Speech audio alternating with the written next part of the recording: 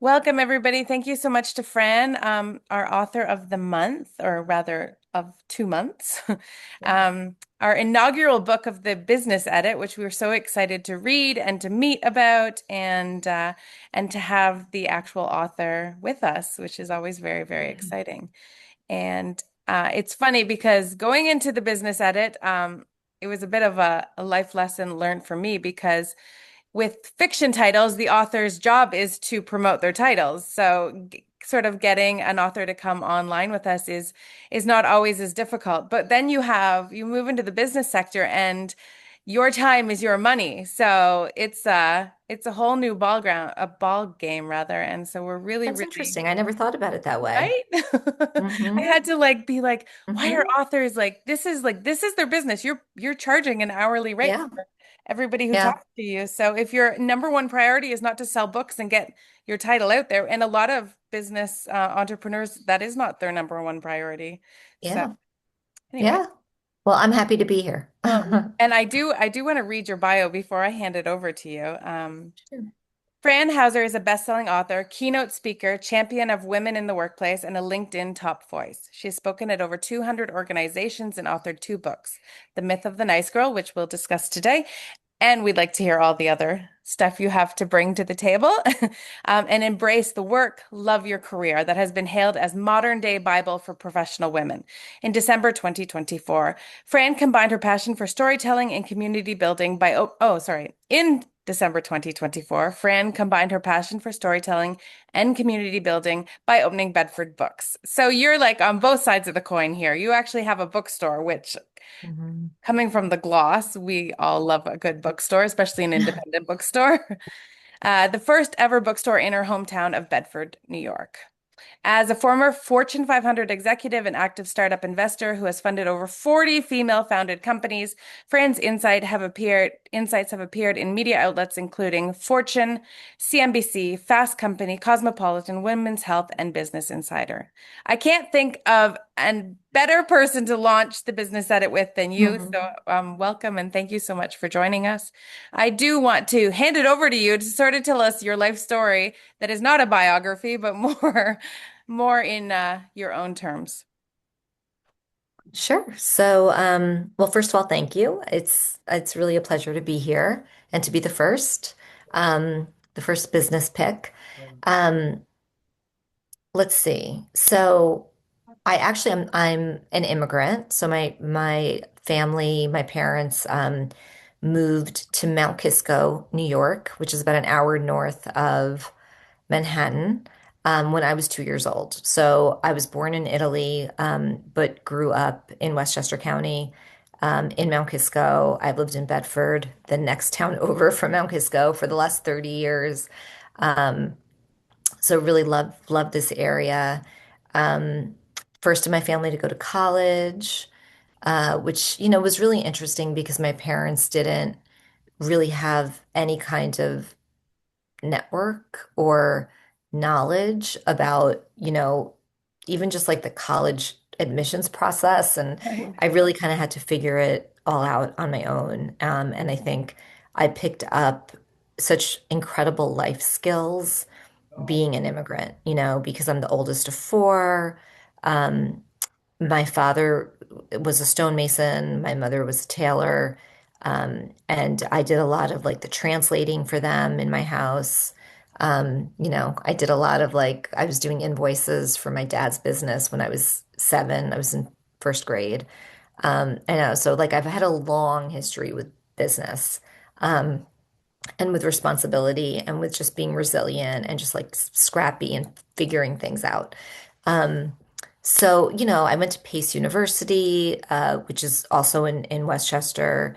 It was a wonderful experience, and I've had a really long career with lots of twists and turns. And I think that's one of the things that is actually really common, like the whole pivoting thing. Like I've read somewhere that the average person pivots like 5 times, like 5 to 7 times, in the course of their career. Um, and for me, it was like starting out in public accounting, working at Ernst and Young and PricewaterhouseCoopers, and then going to work for one of my clients for Coca-Cola in their finance department. And then in the late 1990s, really jumping on the internet boom and going to this early stage company called Movie Phone, which back then was just 777 film. And then it became moviefone.com, and we were like the first to sell movie tickets online, and I know, and then we sold the company to AOL, and I ended up running Movie Phone as a division of AOL because the founders retired after we sold the company. So I, became the GM. Um, and then it's just AOL then merged with Time Warner.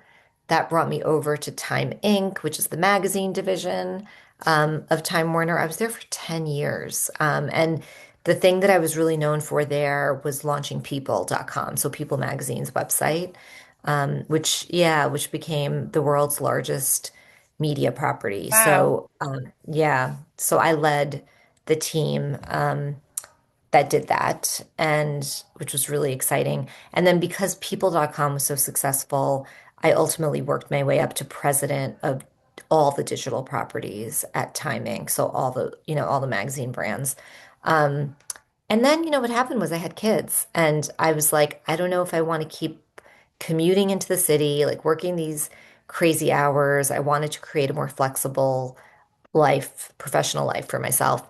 And that's really when I decided to go into startup investing. And the reason I did that is because working at Time Inc. in digital, so much of my time was spent meeting with startups, meeting with Rent the Runway, meeting with, Google, but they're trying to figure out like how do we work together? And, we have the content, you guys have the distribution. So I was always meeting with startups. It was always so energizing when I met with them. And I was like, why don't I just like go all in on this? So that's what led me into startup investing. I did that for 10 years. I invested in over 40 female founded companies. Um, and then during that time, because I had the bandwidth, I wrote my first book, The Myth of the Nice Girl, which is a book that I had always wanted to write a women's leadership book, but I never had the time. Mhm. Um, and so working for myself, I finally had that time. And now I'm author, like I have my third book coming out in September, which we can talk about. I launched a speaking practice after this book came out. Um, and now I have the bookstore, which has been like so much fun. Like I feel like the bookstore has been one of those things that I've always wanted to do. It's a passion project. You don't own a bookstore to make money. It's like you just want it to like support itself. Like that's like literally just I just want the community to like really like support it and just to have it like basically that I don't want to have to put any more financial like investment in it. It's like it's there. Okay, I did it. It's like um and so that's been really rewarding. I'm a voracious reader. I love, love, love to read. So it's been like really, really fun. So we could talk a little bit about that too. So like right now, my professional life is, working on this third book, speaking, and the bookstore. Amazing. If I can go back for a moment to your parents, which you talked about so long ago. So were Yeah. your mother, was she working for herself? Like, did they have to set up as like consultants rather? Or I don't know how a stonemason works Oh, or, yeah, yeah, yeah. So they were both sole proprietors. uh, So, my father, was a landscaper and a stonemason. My mother had a physical, tiny little tailoring shop. yeah, She and her best friend from Italy, like they all came over from Italy at the same time. So she and her best friend started this teeny tiny tailoring shop that was underneath our apartment yeah, where we lived. So, it was, if you can imagine, like not understanding the language. And I really honestly, I go back to that and I'm like, I don't know how they did it. I mean, I translated for them as much as I could. If my dad had to go find like a job site, he didn't know how to get there. Like I had to listen on the other line, on the other phone and write down the directions and then go with him in the car to find it. Um, so yeah, it was a lot. Like I felt like I was like the general manager of their businesses while I was in elementary school, like it was just like, but it was amazing. And I think because of that, I ended up really loving business. yeah. I loved, I also really saw like the two of them, the way that they interacted with their clients, with their customers, like I just felt like they were both always so charming and so kind. Mm. And even when they couldn't get the words out, like they would use their eyes. They would, like they would make the eye contact or they would just like a gentle like touch on the shoulder, like they were so good with people. But they could also be really strong when they needed to be. If someone wasn't paying the bill, like wasn't paying their invoice. And I think so much of that, like leading with kindness and strength, which is what this book is about. I think so much of that for me really stems from my parents and watching them run these small businesses. Whether it's a small business or a huge company, like a lot of the relational stuff is the same. Yeah, absolutely. And you said, did you say you're one of four or one of five? One of four, I'm the oldest. And so your brothers and sisters, did they go into business? They yeah, they actually all did. They all four of us. Yeah. Um my sister is a chief operating officer of a middle stage company. My brother's actually in computer science, so he does like a lot of IT work. And then my youngest brother took over the landscaping and stonemasonry Oh, wow, business. great. Yeah. Yeah. Are you all nearby? Yeah. Well, that's nice for your parents. Yeah. I know it. I know it really is, especially as they get older. And, my dad had a health scare over the holidays. He was in the hospital for like 5 weeks. Mhm. And, it was really so amazing that we could all take turns, Yeah. going. And even now, like he's home, he's recovering, but we're all kind of, okay, can you go this morning? Like he's got to go to the cardiologist, who's going to take him. So it's hugely helpful. Totally. Yeah. Um, but yeah, amazing to think back and like to come to a new country and to have sort of it's a skill and they have these skills, but being able to translate it to what it looks like in a new country is like a totally different ball game. So it's incredible that they were Yeah. able to do that. Yeah, no, it is. I mean, even just like all the stuff that you deal with when like your kids are in school, like all the stuff that's coming Yeah, the home that, admin. like Sure. I so it's definitely I don't know. I just there was this one woman who I'll never forget her. Her name was Mirella Martis. She actually just turned 100, I believe. Uh-huh. She took it upon herself to volunteer her time to help my mother um, with like any paperwork that came home from the school that my mother didn't understand. Or like my brother had some medical issues, and she actually would go to the doctor with my mother Wow. and translate for her. And, I just think about people like her, and I'm just like, oh my God, like I still like I haven't seen her in probably 40 years, but she's somebody who, she made a lasting impression Yeah, on me. So yeah, it's you really it takes a village, right? It really takes a village. absolutely. So, diving more into your book, why was this? I'm sure that you have all these, like you've already written two since, but you have all these ideas simmering. Why was this the first book? Why did this have to be the one Yeah. you wrote to start? Yeah. No, it's a great question. And it's interesting because when I was an executive at Time, I always knew that I wanted to write a women's leadership book because I spent so much time mentoring. Like I was always mentoring, I was advocating, um, helping women navigate the workplace, Were help them you get just promoted, help mentoring them. women at that time, or it was everybody?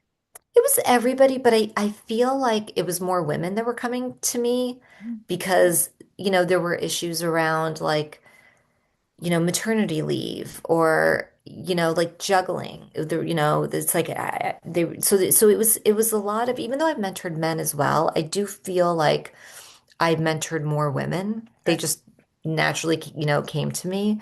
Um, but I remember like meeting my agent, my literary agent, and saying, look, I want to write a book for women to help them kind of, navigate workplace and career and she was like, that's great, but there's a million of those books out there. So like you really need a very specific point of view. Sure. And what happened was I ended up writing this blog post for Forbes called Nice Girls Finish First. It was something like that. And it did really well. Like it ended up being getting the most views out of any posts in their like mentoring section. Um, and I started hearing from women like all around the country that were reaching out to basically say to me that, they felt that if they were too nice in the workplace, that they were perceived as a pushover. And if they were too strong, they were perceived as a bitch. And like they just felt like there was this double bind and they couldn't win. Um, and then at the same time, so that was percolating. I was like, I think there might be something here. And then I walked into a bookstore in New York City and I was actually going just for kind of for fun. I just wanted to like buy like romance or thriller, just like a light book. But then I saw a table that was a women and work Mhm. table. I'm like, oh, let me go see like, what's on that table. And what I noticed, which was so interesting, was that most of the books were promoting a more masculine form of leadership. And these were books for women, Mhm. but they were promoting a more like how to play like a man, like those kinds of books. And by the way, like they're great books. Like there's a lot to learn from those books. But when I saw that, I was like, this is so interesting. Like I'd love to write a book that's more about how to show up as yourself Mhm. and not check feminine qualities at the door when you go to work. So, whether it's kindness, compassion, warmth, traits that are kind of they're considered to be more feminine. Those are traits that can actually serve you really well in the workplace. Um, and I didn't love the idea of taking on a different persona, like taking on a more masculine persona, or like, because I actually, there were a couple of times in my career where I was given advice to do that, and I actually took the advice, and it didn't go well for me because I didn't feel comfortable in my own skin, and when you're not comfortable in your own skin, how can you be confident? So that was really the impetus for this first book was like first it was my agent saying, "Great, but you need a really specific point of view." Um, and then it was kind of like those things happened in tandem. And also, like I've always been known as the nice person, Mhm. and I'm also a really strong operator, but I do think that nice is one of the first words that people use to describe me.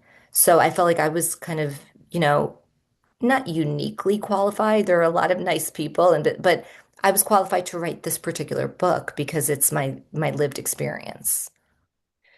But definitely in the fact that you had been so successful while sort of maintaining this niceness. Yeah, yeah, and that's the thing. It's like that's I would get so many questions about that, and I think that part of it is for me, like when I think about even like being at Time, which is a very competitive environment. And I can be competitive, right? Like I want to win. I want my team to win. But that doesn't mean that you have to step on other people's toes, like while you're rising or while you're winning. It's like you can kind of like I've always just believed in like bringing other people up alongside with you. Um, and the other thing is like I had a lot of operating rigor, like I knew like what success looked like for my team. I communicated what success looked like. We had metrics to hit. We had goals, we had numbers. Um, so I had that operating rigor and I had high expectations, always. But I also had a huge amount of compassion for the people on my team. And I really liked them and I really wanted to see them be successful. So like anything that I could do to help them achieve that success, I was all in. And so that's the thing. It's like these things, you can lead with these things side by side. Right. You don't have to be a jerk to be powerful. You just don't. And I think that was a big message for me in this book. Well, and if we reflect on sort of like the big names in business or anything, I mean, comes across, it gets reaffirmed so often, like, oh, they're so successful, but they have a terrible, Terrible. terrible, I don't Yeah. want to say Terrible bedside bedside manner, manner, but yeah. terrible. I know. I know. Um, Look, and like here's the thing. You can be successful with a horrible bedside manner. Like we know people who've been successful, but my whole thing is it doesn't have to be that way.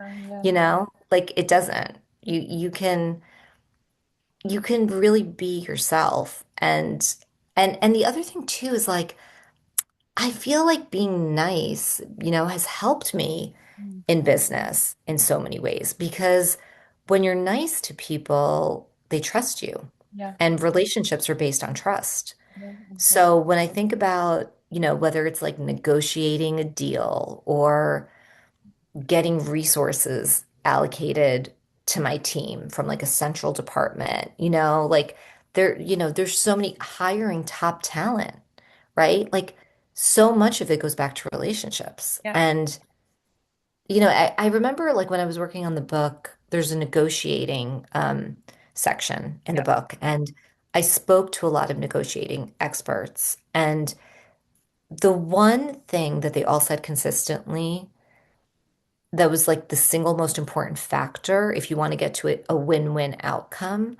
the most important thing is empathy. It's demonstrating empathy. It's demonstrating that you care about what's important to Hmm. the other person, Sure. to the other party, Yep. um, and that you really work towards getting to like a shared understanding. And I really believe that. Like I think about big deals that I've done over the course of my career.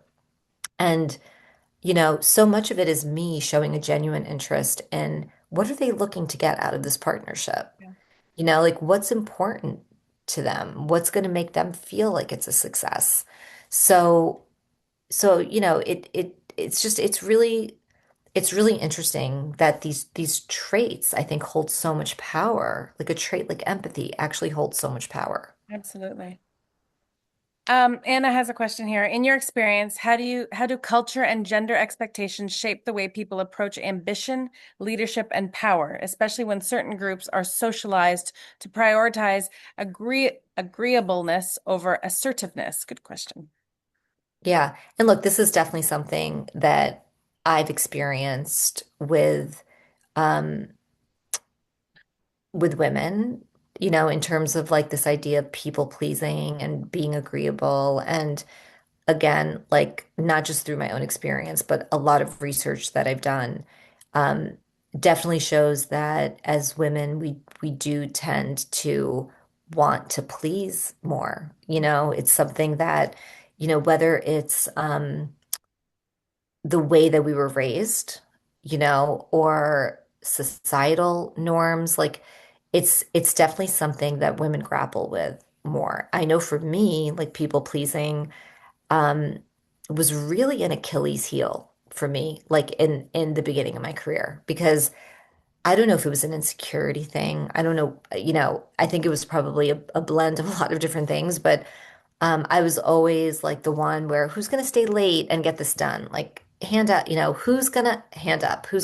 So I really had to work on that. That was something that I really had to work on in terms of like setting boundaries and um, not saying like yes just because I feel bad saying no, or like sweeping things under the rug because like you don't want to like make any waves, like I did that a lot early on in my career, and that was really something that I had to work on, and that I work with um, a lot of younger people, especially that are like right out of college, like they're in their first job or maybe their second job, and it's something that I talk to them about a lot is this idea of really understanding like what your boundaries are. And so much of that too is like, what are your priorities? What are your goals? What are the things, where are the areas that you want to spend your time? Because you want to make sure to protect that and to actually set boundaries around that, you know? Um, so I think it's really important, and when you ask about these, cultural and gender expectations, like as leaders, it's really important to understand that um, every single employee comes to their job with all of these different experiences and expectations. Um, based on their gender, based on their race, based on, ethnicity, based on all of these different things. So I think it's really important to have that understanding. And again, that comes back to empathy too, you know? So this book was released in 2018, so it's been a hot minute here. I'm just wondering, what is the biggest myth you think that people still hold about the nice women and about nice women in business? Do you think that has changed since you wrote the book? I do think it's changed a little bit. I mean, I feel like I feel like just in general, there's a deeper understanding that that these kind of more feminine traits that I mean, there's actually been studies that show that they correlate to ROI. Like if you're looking at a company's financial performance and you're looking at the leaders that like are leading that company, right? Um, there have been studies that show that there's a high correlation there, which is great. So I feel like that has actually helped quite a bit to like have people like recognize that, yeah, no, you don't have to be a jerk. You don't. Like some people are, they just are even as human beings, and that's who they're going to be at work, but you don't have to be. So I do feel like we've seen progress, but then I think a lot of it depends too on the culture of the company or the culture of the industry, where having that like tough whatever persona is more what's expected, especially in more like male dominated, industries. So I've definitely seen improvement, but there's always more room. Yeah. Definitely. Oh, so much is made of the oldest daughter of immigrants trope. High achieving, highly responsible. How do you think that? Yes, yes, yes, yes. That's totally intersect. Absolutely. It intersected. 1000% because um like I even remember my parents, they would always say, I mean, they were the best. I love my parents so much, but the immigrant thing, like they would always say, like, what will people think? Like if I made a decision to do something that was a little bit like kind of outside of our norms, that phrase, it's still in my head. Like, but what will people think? What will people think? And I do believe that that really contributed to the whole like agreeableness, people pleasing, right? It's all about like what people think. Um and that's very common actually, and like especially daughters and the old, like you said, the oldest daughter of immigrants. My sister is very different personality wise than me, because I'm the oldest one, and I've seen that consistently with all of my cousins. I mean, we have a huge Italian family, and like the oldest daughter, we're all the same, literally. Um, so I think that's a great question. You had to bridge two cultures in a way a lot of other people don't. Yeah, for sure. And I mean, even to the point where, my parents, they they didn't want me going away for college. That's why I had to stay. I was salutatorian of my high school graduating class. And um but they didn't want me going away. They wanted me to live at home.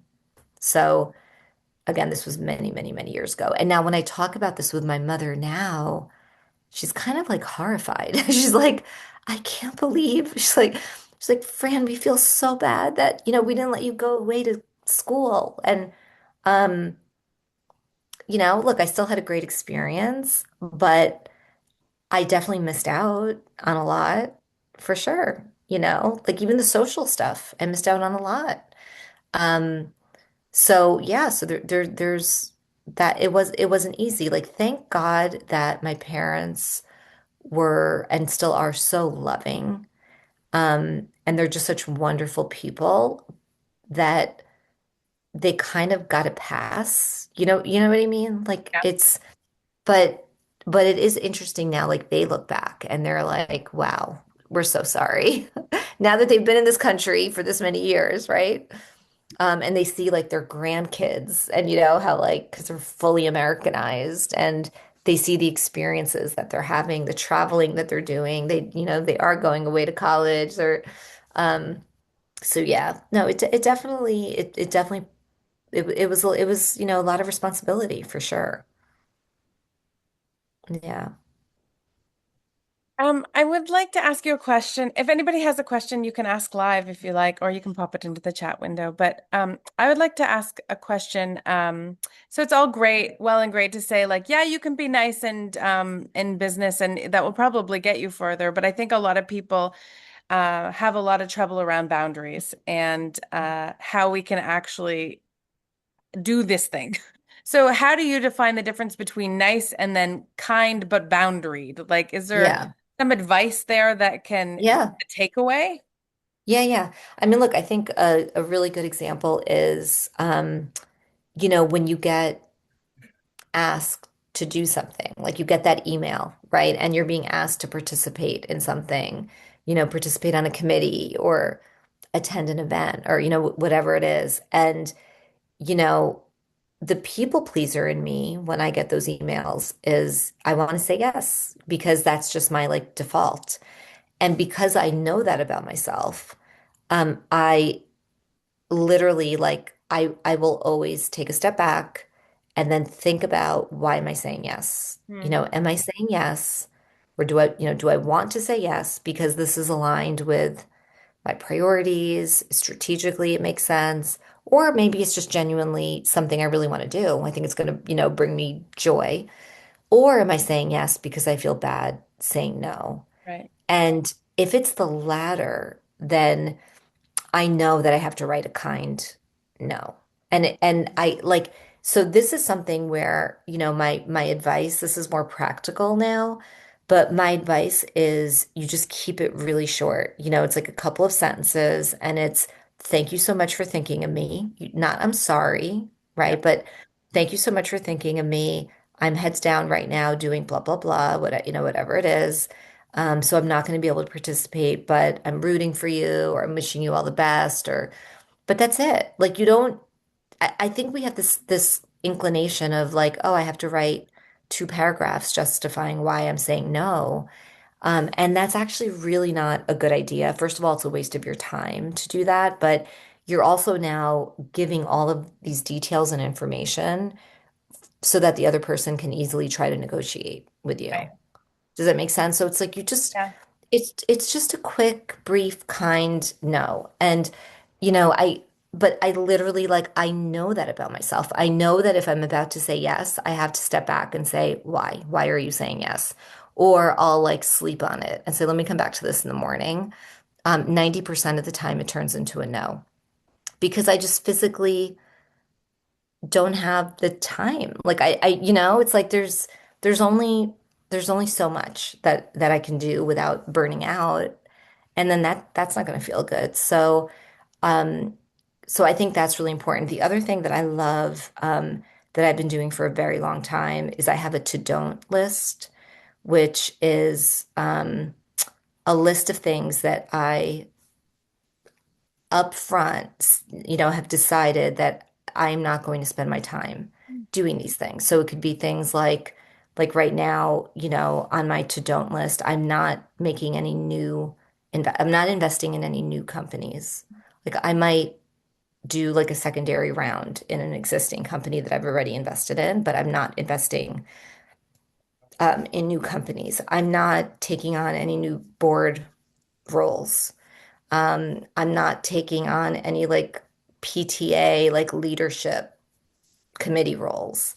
So it's just like, it's so refreshing when you know the things that you are not going to do, because then when you get asked, it's like so much easier to say, I made a decision at the beginning of the year to not take on any new board roles, yeah, or I'm not investing in, new companies at this time. And like and it sounds like, oh, it was like a strategic decision. yeah, So I'm not going to take it personally. This is a strategic decision that she made about where she's going to spend her time.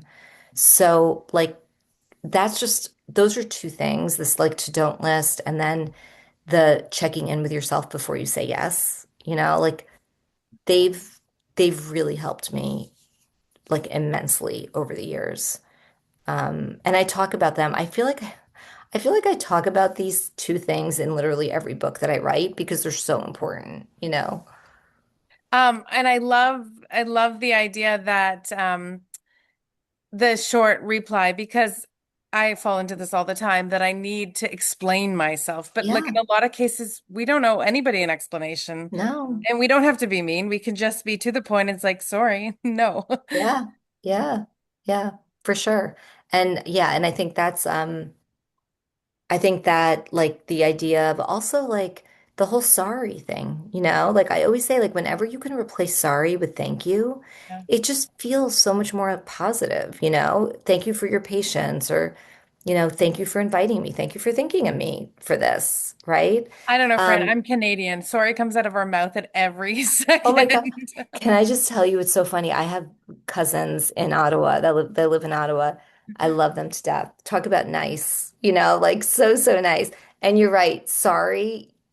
I get it. All the time. I get it. It's like Somebody in hits every you in the street sentence. and you say sorry.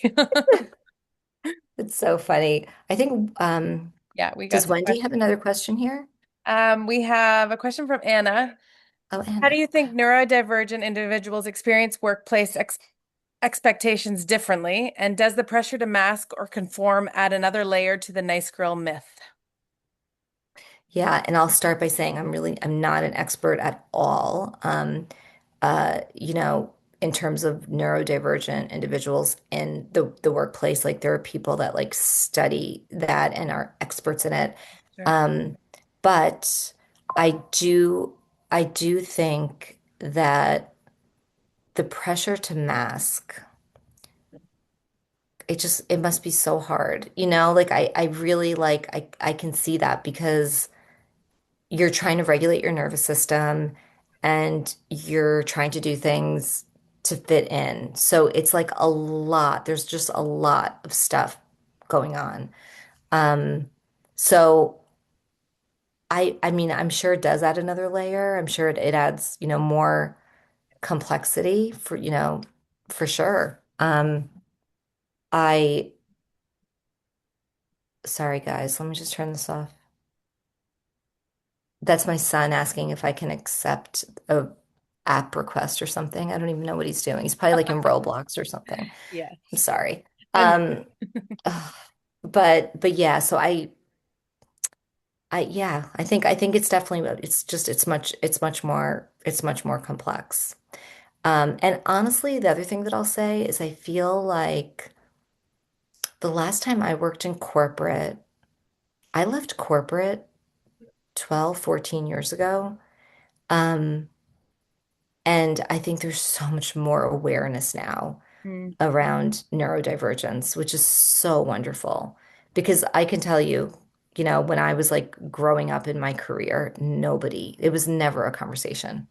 Never. Nothing. Like, I don't think ADHD even came up mhm, ever. Like, could you imagine? Like, whereas now, you know, I think it's so great. Like, we're all so much more sensitive to it, you know, as we should be.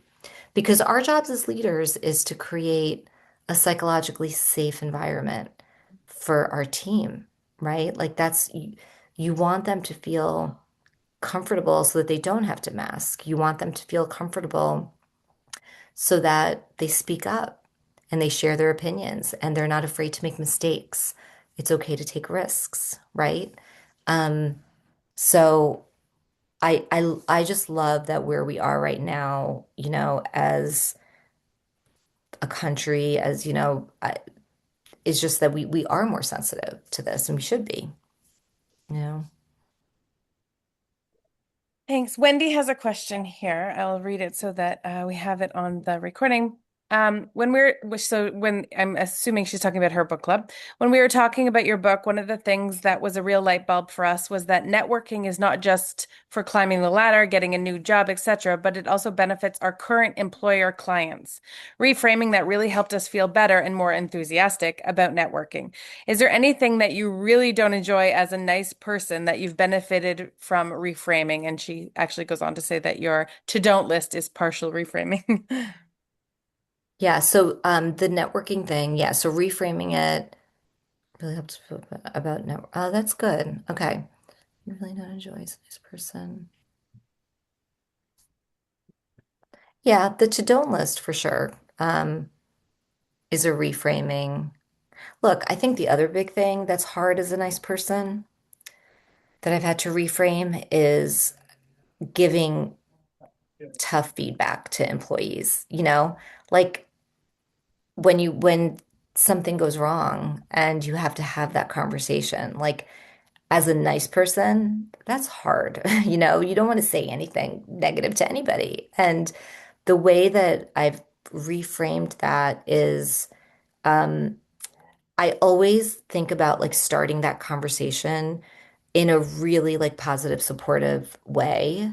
And that helps me. So like I'll always like start it by saying something like, I'm your biggest fan, like I want to see you be successful, like just instead of like, hey, we have some things we need to talk about, which like automatically like fight, flight, freeze, right? But like if it's like starting really positively and then ending the conversation with, what can I do to be helpful to you? So it's like if you're giving feedback about, I don't know, like I'll use an example. I had someone who worked with me once who was in business development, and she was really strong in certain sectors, but she didn't really have very many connections in like the technology sector, as an example. So that was one of the pieces of feedback that I needed, to give to her. Um, but I ended it by saying, how can I help? Can I make a few introductions for you?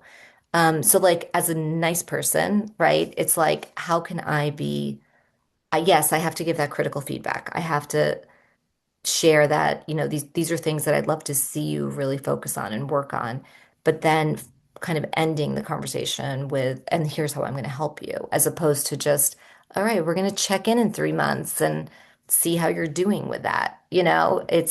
This is like the role that I'm going to play to help you be successful. So I think that's another good example of the reframing.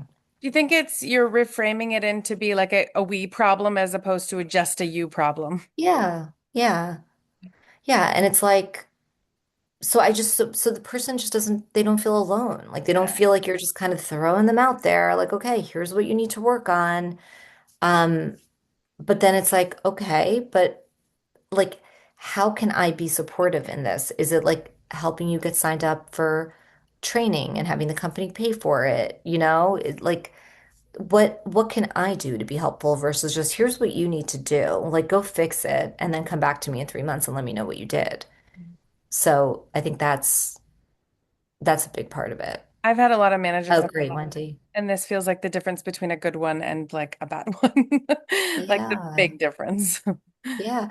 Well, look, like here's like the downside of being nice when you're giving feedback is that because you don't want to hurt anybody's feelings, you end up being really wishy-washy. Mm. This has happened to me where I had this wonderful woman who I worked for. She was so nice. But she would like, I remember this, like she gave me my performance review and it was overall like very positive, but she was trying to tell me something like that she wanted me to work on. I had no idea what she was talking about because she was having such a hard time like telling me and just like being specific, right? So it's, when we give feedback, the specificity is really important, but it's just again doing it in a really supportive way. Okay, so we're running out of time, and I still have so many questions. Oh my gosh, how'd Fran, that can we happen? discuss your next two books, just so that everybody knows now that they've read your Yeah, what yeah, to expect definitely. from those? That would be wonderful. Yeah, so the second book came out in 2022. It's called Embrace the Work, Love Your Career, and it's a workbook. It's really beautiful. It's like it's four color, and there's a ton of like prompts. And the reason I wrote that was because during COVID, I was sitting right here at this desk and I read an article about how 14 million women had left the workforce. And I was like, oh man, like what can I do? Like, what can I do to be helpful? And I just wanted to create something really light and beautiful and interactive that women could use to help them like fall back in love with their careers. And that's that book, Embrace the Work, Love Your Career. That was 2022. And the book that's coming out in September is called 20 Minutes is the New Hour. And the reason I wrote this book is because all the speaking that I've done around the country over the last 8 years, mostly to women's ERGs at different companies and like women's conferences, where I'm talking about all of the things that we've been talking about tonight. The one thing that I always hear from women, like the biggest pain point, is I don't have enough time. Like I don't have time to network. I don't have time. I don't have time to build my personal brand. I just don't have time. So I'm like, okay, that's really what I want to tackle next. And that's what this book is all about. It's like about how to move past perfectionism and people pleasing. We talked a lot about people pleasing tonight, procrastination, something that I call padding, which is when we give ourselves too much time to get something done and then we fill it with unnecessary tasks. So it's those are the four P's. So it's perfectionism, people pleasing, procrastinating, and padding. And so the book is really about like, understanding why we do these things. The first half of the book is like understanding that. And then the second half is getting really tactical about how do we move past these things. And I go into like literally the chapters are like your inbox, meetings, because like meetings, like we always default to 1 hour meetings at work, but a lot of meetings can get done in 20 minutes. And sometimes you don't even need the meeting at all. Like it could have been an email or a phone call, you know? So um, I'm really excited about this book. It's being published by Penguin Random House Crown. They're amazing. They're like the top nonfiction publisher. Um, and I really just really hope that it helps. I hope that it helps a lot of women. And this will be the first book that I have in my bookstore. So I we can do like a fun launch party at the store, which is going to be amazing. I can't wait. I'm so excited for that. Sorry, when is the publishing date? It's September 22nd. Yeah. And actually, if you go on Amazon, you can pre-order it. There's no cover yet. Like we're still working on the cover, but they did tell me that they have it. They posted it on Amazon. Oh, So exciting. yeah. All right, well, we'll certainly promote that when it comes out. Oh, I would love that actually. I have to remember. I'm going to put you on, Erin, I'll put you on the list to reach out Please, to. please do. And Social yeah, media. Anna? we Yeah, have so you on social, Instagram. yeah, right. So Fran_Hauser on Instagram and LinkedIn. I do a lot of posting on LinkedIn, and you can just find me under Fran Hauser on LinkedIn. So Um, the other question I had for you is about your reading habits because you cross, I mean, you said you're an avid reader, and I would be amiss not to ask you about the sort of books you like. I mean, whether they're business books or whether they're just fiction yeah. or whatever, we'd love to hear. Oh my gosh. I mean, I look, one of the best things about owning a bookstore is getting to read all of these books before they come out.